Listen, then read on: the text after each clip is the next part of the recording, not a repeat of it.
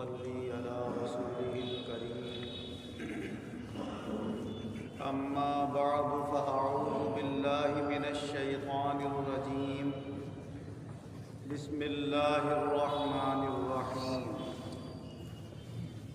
وإن من شيء إلا يسبح بحمده ولكن لا تفقهون تسبيحهم إنه كان حليما غفورا.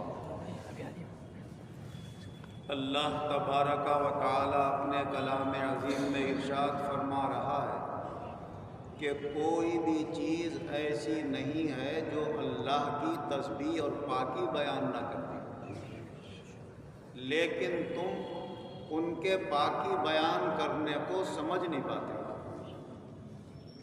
بے شک اللہ بڑا برداشت فرمانے والا اور مغفرت فرمانے والا ہے.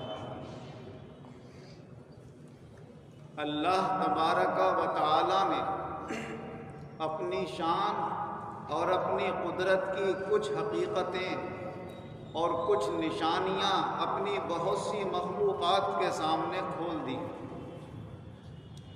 انسان سے کچھ باتیں ظاہر کی ہیں اور کچھ پردے میں رکھی ہیں.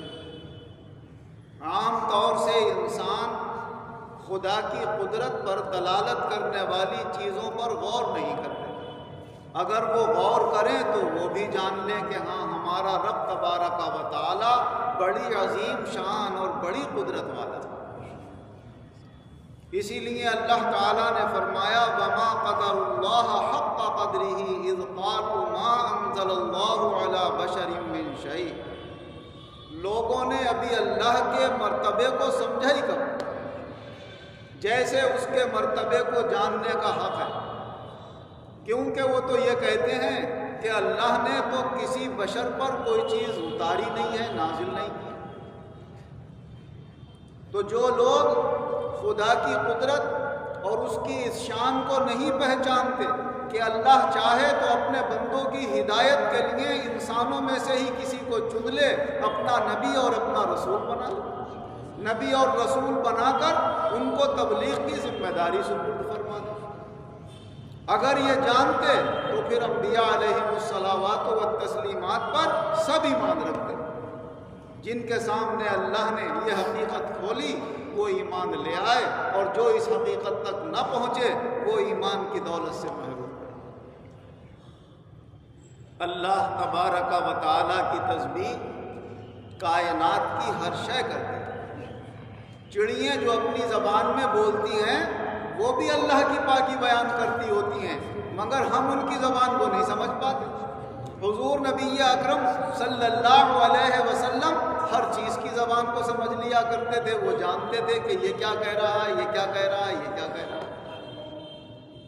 ایک مرتبہ حضور صلی اللہ علیہ وسلم کی خدمت میں ایک اونٹ آیا اور اس نے اپنا سر آپ کے قدموں پر رکھ دیا اور کچھ اس نے منہ ایسا چلایا کہ جیسے کچھ عرض کر رہا ہے حضور صلی اللہ علیہ وسلم.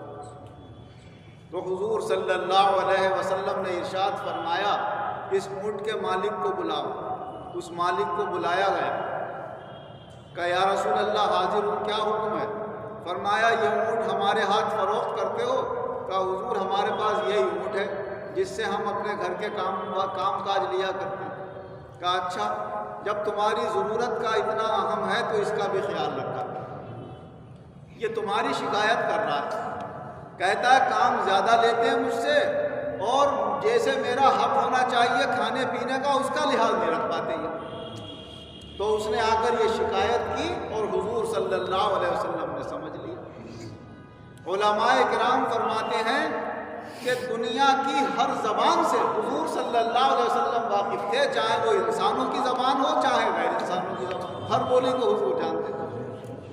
اسی لیے فرمایا کہ کبھی کسی ملک کا کسی زبان کا جاننے والا حضور صلی اللہ علیہ وسلم کی خدمت میں ایمان قبول کرنے کے لیے حاضر ہوا تو حضور نے اپنے درمیان کسی مترجم کو کھڑا نہیں کیا، کسی ٹرانسلیٹر کو نہیں بلایا کہ بتاؤ یہ کیا کہہ رہا ہے. اس نے کہا اور حضور نے سمجھ لیا اور اس کا جواب عنایت فرمایا. اللہ تبارک و تعالی اپنے بندوں کو خاص طور سے انسانوں کو یہ بتا رہا ہے کہ کائنات کی ہر شے میری پاکی اور میری تسبیح بیان کرتی ہے، تو تم تو اشرف المخلوقات ہو، آپ کو تو اور زیادہ خدا کی پاکی اور تسبیح بیان کرنا چاہیے، اور اس کی عظیم شان اور قدرت پر اس کی پیدا کی ہوئی نشانیوں سے دلالت حاصل کرنا چاہیے کہ ہاں اللہ ہمارا بڑی عظیم قدرت والا ہے۔ آسمانوں کو دیکھو، زمینوں کو دیکھو، دریاؤں کو دیکھو، خدا کی بنائی ہوئی مخلوقات پر غور کرو کہ یہ چیزیں خود بخود نہیں ہوئی ہیں، اور ان کا کوئی بنانے والا ہے، اور وہ بنانے والا بڑی عظیم قدرت والا ہے، تو پھر خود تمہارے دل سے نکلے گا سبحان اللہ، کیا ہی اللہ کی شان۔ حضرت عبداللہ ابن عباس رضی اللہ عنہ روایت فرماتے ہیں کہ ایک مرتبہ ہم مقام بطحہ میں حضور صلی اللہ علیہ وسلم کے ساتھ بیٹھے ہوئے تھے، بہت سے صحابہ تھے، ایک بادل گزرا ہوا گیا تو حضور صلی اللہ علیہ وسلم نے فرمایا تم کیا کہتے ہو اسے؟ کہا ہم سحاب کہتے ہیں، عربی میں سحاب کہتے ہیں بادل، کہا مزن بھی کہتے ہیں۔ تو دو تین نام عربی میں جو بادل کے ہوتے ہیں وہ حضور صلی اللہ علیہ وسلم نے بیان فرمایا، اس کو بادل کو یہ بھی کہا جاتا ہے، یہ بھی کہا جاتا ہے، یہ بھی کہا جاتا ہے۔ پھر آپ نے ارشاد فرمایا کیا تم یہ جانتے ہو کہ زمین سے آسمان کا کتنا فاصلہ ہے؟ کہا یا رسول اللہ اور اس کا رسول زیادہ جانتا ہے۔ تو حضور صلی اللہ علیہ وسلم نے فرمایا یا تو 71 یا 72 یا 73 سال لگ جائیں گے یہاں سے وہاں تک پہنچنے میں، اتنا مسافت ہے۔ اور فرمایا اتنا ہی فاصلہ پھر پہلے آسمان سے دوسرے آسمان کا، پھر اتنا ہی فاصلہ تیسرے سے چوتھے کا، پھر چوتھے سے پانچویں کا، پھر پانچویں سے چھٹے کا، پھر چھٹے سے ساتویں کا، فرمایا اتنا ہی فاصلہ۔ فرمایا پھر ساتویں آسمان کے اوپر ایک بہت بڑا سمندر ہے جس کی تلی سے اوپر کے حصے تک اتنا فاصلہ ہے جیسے ایک آسمان سے زمین سے آسمان کا فاصلہ، اتنا بڑا سمندر ہے۔ اور فرمایا اس سمندر کے اوپر 8 فرشتے پہاڑی بکروں کی شکل کے ہیں، اور وہ اتنے بڑے بڑے ہیں کہ ان کی کھر سے لے کر اور ان کے سرین تک اوپر کے کمر کے حصے تک اتنا ہی فاصلہ ہے جیسے ایک آسمان سے دوسرے آسمان کا فاصلہ۔ اور فرمایا پھر اس کے اوپر اللہ کا عرش ہے۔ اب سمجھ لو کہ خدا کے عرش اور اس کی قدرت اور اس کا احاطہ پوری کائنات کو کیسے اپنے گھیرے میں لیے ہوئے۔ فرمایا خدا وند قدوس اس پر ایسے ہے جیسے کسی قبے کے اوپر اس طرح کوئی چیز رکھ دی جائے۔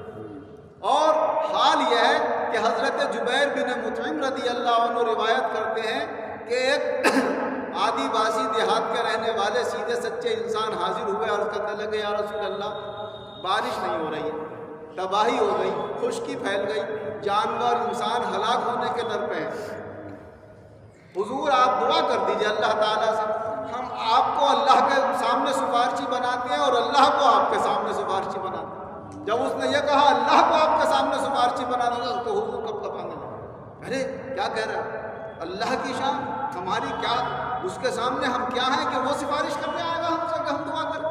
فرمایا اللہ کو کسی کے سامنے سفارشی نہیں بنایا جا سکتا۔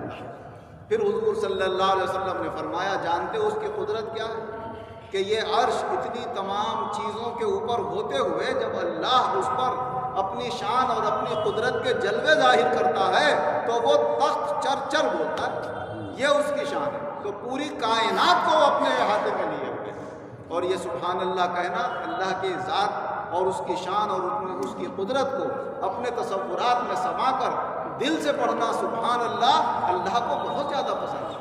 اور پورا جملہ اگر یوں پڑھا جائے سبحان اللہ و بحمدہ تو اس کی فضیلت بخاری شریف کی آخری حدیثوں میں بہت بڑی بتائی گئی۔ حضور صلی اللہ علیہ وسلم ارشاد فرماتے ہیں کلمتان خفیفتان علی المیزان، کلمتان خفیفتان علی اللسان ثقیلتان علی المیزان حبیبتان الی الرحمن سبحان اللہ و بحمدہ سبحان اللہ العظیم۔ فرماتے ہیں کہ 2 کلمے ایسے ہیں کہ زبان سے ادا کرنے میں بڑے ہلکے ہیں مگر میزان عمل میں بڑے بھاری ہیں، اور رحمان کو بڑے پسند ہیں، اللہ تعالیٰ کو وہ کلمے بڑے پسند ہیں۔ فرمایا وہ 2 کلمے یہ ہیں، ایک ہے سبحان اللہ و بحمدہ اور ایک ہے سبحان اللہ العظیم۔ تو مختصر کلمے ہیں، یاد کر لیے جائیں، چلتے پھرتے آدمی پڑھتا رہے سبحان اللہ و بحمدہ سبحان اللہ العظیم۔ اللہ تعالیٰ ہمارے اور آپ کے سامنے بھی اپنی ذات کے جلوے اس طرح ظاہر فرمائے کہ اس کی معرفت بڑھے، اور جو ہماری وسعت کے لائق ہو اللہ ہم اس جلووں اور نشانیوں کو دیکھ کر اپنے ایمان میں اور زیادہ تازگی، مضبوطی، روشنی اور قوت لانے کی کوشش کریں، اور اللہ کی حمد و ثنا اور اس کے پاکی بیان کرنے کی ہم سب کو اللہ تعالیٰ توفیق عطا فرمائے۔ آمین وآخر دعوانا ان الحمد للہ الحمد للہ رب العالمین والعاقبۃ للمتقین والصلاة والسلام علی خیر خلقہ محمد وآلہ واصحابہ اجمعین۔ اے اللہ کل عالم کے مسلمانوں پر خصوصی رحم و کرم فرما، بالعموم اپنی سب مخلوق پر رحم و کرم فرما۔ اے اللہ زیادہ سے زیادہ اپنے بندے بندیوں کو ہدایت پر عطا فرما، اور جو ہدایت پر ہے مولا ان کے ایمانوں میں اور زیادہ مضبوطی پیدا فرما، اعمال خیر کی توفیق عطا فرما، جو بیمار ہیں انہیں شفا عطا فرما، جو قرض دار ہیں انہیں قرضوں سے نجات عطا فرما، جو بے روزگار ہیں انہیں اچھے روزگار عطا فرما، جو برسر روزگار ہیں ان کے روزگاروں میں خیر و برکت و ترقی عطا فرما، دینی دنیاوی دولتوں سے ہم سب مسلمانوں کو خوب مالا مال فرما، اپنی نعمتوں کی ہمیں پہچان عطا فرما، اپنی نعمتوں کی ہمیں قدر کرنے کی توفیق عطا فرما، جائز اور حلال راستوں سے مولا یہ نعمتیں عطا فرما، ترقی کے بعد تنزل سے ہماری حفاظت فرما، ایمان اور عزت کے ساتھ دونوں جہان میں ہم سب مسلمانوں کو شاندار کامیابی عطا فرما۔ آمین۔